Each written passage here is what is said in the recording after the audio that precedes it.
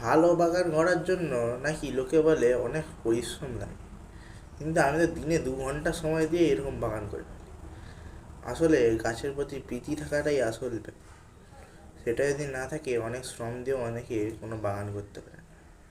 এবং অনেকে শ্রম না দিয়েও এরকম একটি ঝলমলে বাগান করে তুলতে পারে, যেখানে প্রত্যেক দিন চোখ ঝলসানো কালার এবং চোখ ঝলসানো রকমের বড় বড় ফুল ফুটে থাকে। এই গোলাপ গাছগুলোতে আমি প্রায় 5-6 দিন বেশি কিছু দিইনি।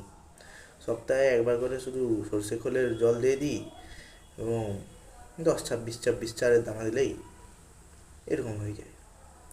সারের টিপস দেখার জন্য পরবর্তী ভিডিওতে দেখা হবে। পরবর্তী ভিডিওর জন্য পার্ট 2 লিখে কমেন্ট করবেন, তবেই সারের ভিডিও দেবো। এরকম হেলদি গাছ থাকলে আর কি ইচ্ছে, ছাদ পরিদর্শন করতে ইচ্ছা হবে। সবার চোখ ধাঁধিয়ে যাবে, চোখ ধাঁধিয়ে যাওয়ার মতো গোলাপ।